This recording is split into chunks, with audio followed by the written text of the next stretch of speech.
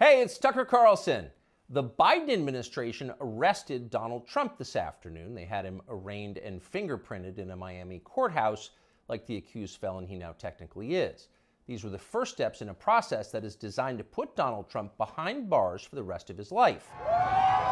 Cable news carried every moment of it live. It's unprecedented, they told us, with what looked like shock. But they weren't shocked. They knew this was coming. Everyone who's paid attention knew it was. What just happened was always going to happen. It's been inevitable since February 16th, 2016.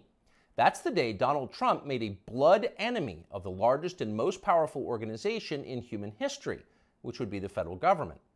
Despite what you may remember, it wasn't anything that Trump had said about immigration or trade with China or rapists from Mexico.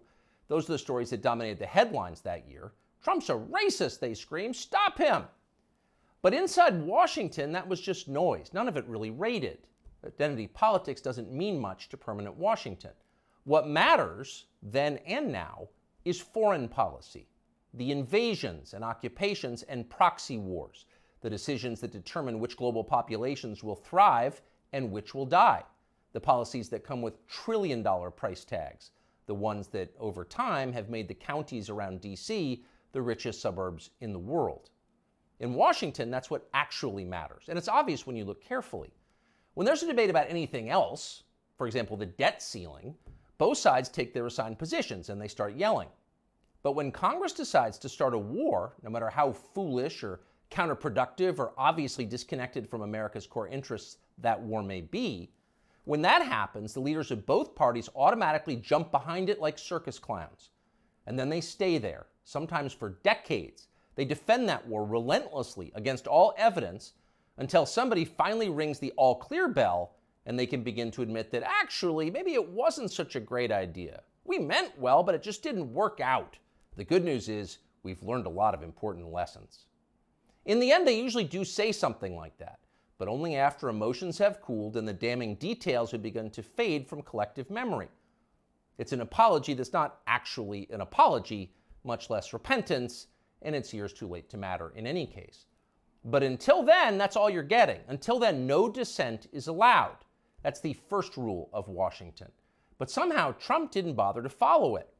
He is from out of town, so maybe he didn't know it was a rule, or maybe he just didn't care. Either way, 7.5 years later, we can point to the precise moment that permanent Washington decided to send Donald Trump to prison. Here it is. It's from the Republican candidates debate in Greenville, South Carolina. We should have never been in Iraq. We have destabilized the Middle East. They lied. They said there were weapons of mass destruction. There were none, and they knew there were none. There were no weapons of mass destruction. All right. We should never have been in Iraq, Trump said. We destabilized the Middle East. Now, by the time Trump said that, a lot of Republican primary voters were starting to reach the same conclusion. How could they not?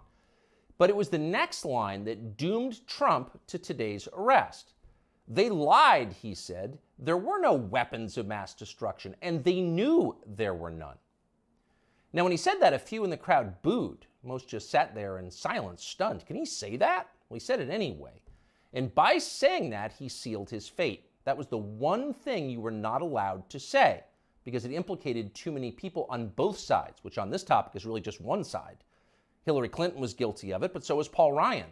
All of them were guilty. They all knew, they all lied. And to a person, they hated Donald Trump for exposing them. After that, it was pretty clear that even if he did get elected president, Trump was going to have a very hard time controlling the federal government he was supposed to be in charge of. Most of permanent Washington decided that thwarting Trump was the single most important mission in their lives. Everything depended on it. Many of them said so publicly. But others didn't say so publicly. In fact, the stealthier ones took another path. They ran toward Trump, not away from him. They sucked up to him. They ingratiated themselves with the man they intuitively understood was susceptible to flattery, which Trump is. And they did this in order to subvert his new administration from the inside. There were a number of these, and you could spot them immediately. They were flatterers. Invariably, the ones who flattered Trump the most hated him the most and disagreed the most strongly with his views. You saw them in the hallways of the White House and at press conferences. They were there slobbering over their boss with elaborate self-abasement, as if they were addressing a monarch or a god.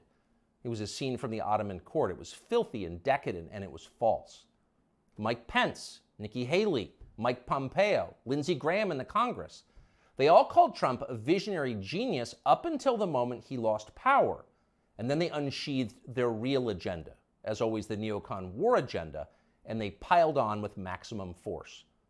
Here's Mike Pompeo, for example, on Fox News this morning. President Trump had classified documents where he shouldn't have had them, and then when given the opportunity to return them, he chose not to do that for whatever reason. When somebody identifies that, you got to turn them in. And so that's inconsistent with protecting America's soldiers, sailors, airmen, and Marines. And if the allegations are true, some of these were pretty serious, important documents. And so that's wrong.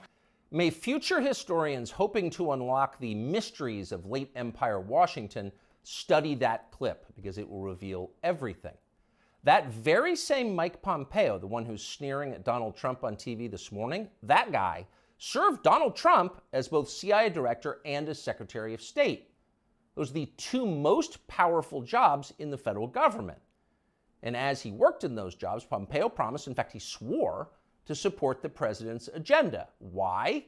Because that's the way a democracy works. You vote for a candidate in the belief that his appointees will carry out the policies that you voted for. It's not about the president, it's about you, the voter. But Pompeo didn't do that. He didn't even try to do that. In fact, he undermined Trump's often stated commitment to peace and non-intervention abroad at every turn. His every waking hour was devoted to fomenting war in some faraway foreign country or other. Iran, Syria, Russia, North Korea, the list goes on. But rather than telling Trump that he disagreed with his ideas, as a man would, Pompeo toadied up to Trump, a man he despised, in the oiliest, most over-the-top way imaginable. Ask anyone who worked in that White House at the time. Who is the appointee most likely to tell Donald Trump on a daily basis that he was handsome, virile, sleek, and powerful? Mike Pompeo.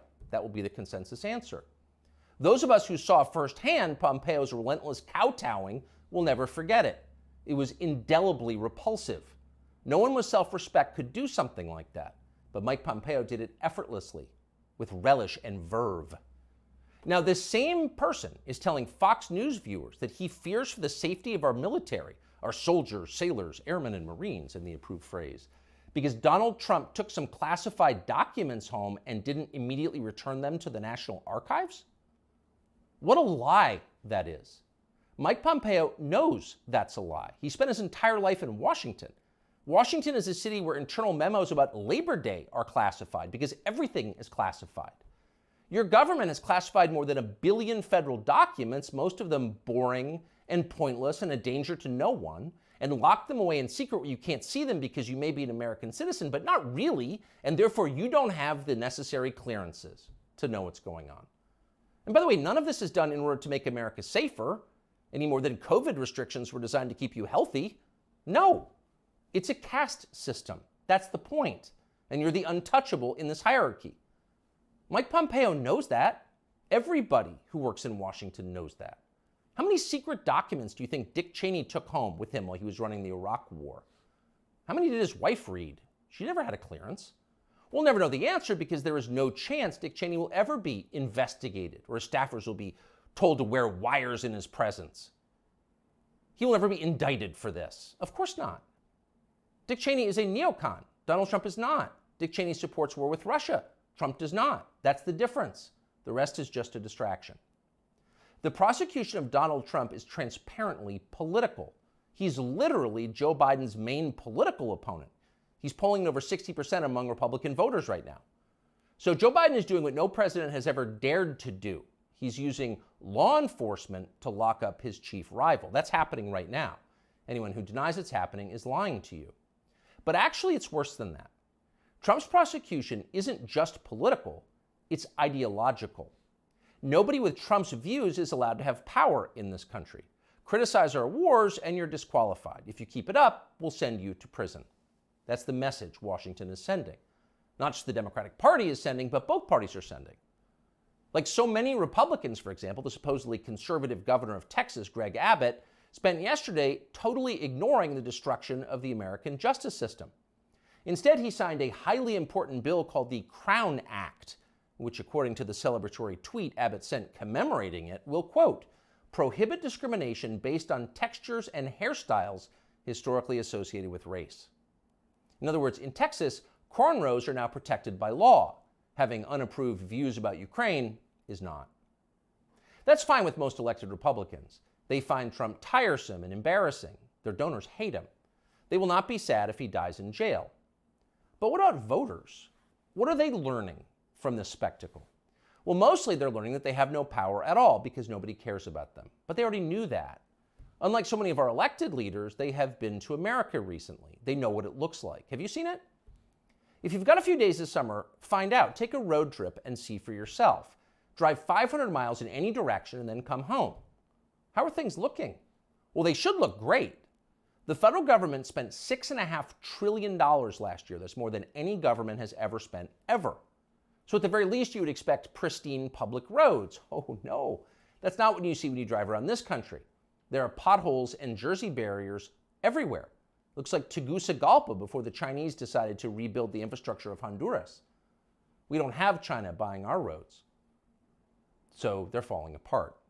You'd think the people you would pass on your road trip would look happy and prosperous. Again, this is a very rich country. But a lot of them don't. Quite a few appear to be strung out on drugs. You see them shuffling by shuttered storefronts in small towns. And you wonder, as you see all of this, where did all the money go? It's certainly not here. Well, it's in Washington. It's in Fairfax and Loudoun counties, and in leafy, perfectly manicured Northwest D.C. And of course, a huge chunk of it went to Ukraine, to Zelensky and his friends. Not because you voted for that. You didn't vote to give it to them. You never would. But because Joe Biden and his many allies, from Chuck Schumer to Mitch McConnell to Paul Ryan, and every single news anchor on all of television, all of them believe that Ukraine, its borders, its future, its infrastructure are all more important than the town that you live in. They sincerely think that, and it's obvious. Everyone in power thinks that, except for Donald Trump. Whatever else you say about him, Trump is the one guy with an actual shot at becoming president who dissents from Washington's long-standing pointless war agenda. And for that one fact, they're trying to take Trump out before you can vote for him. And that should upset you more than anything that's happened in American politics in your lifetime. Even if you don't plan to vote for Donald Trump, even if you would die before voting for Donald Trump, which is your right, and a lot of good people feel that way, even still, the destruction of our democracy, which is the right of voters to support any candidate they want, even candidates who don't want war with Russia, the destruction of that should keep you up at night. Yes, Donald Trump is a flawed man, but his sins are minor compared to those of his persecutors. In this life, we don't get to choose our martyrs. We can only choose our principles, and America's are at stake.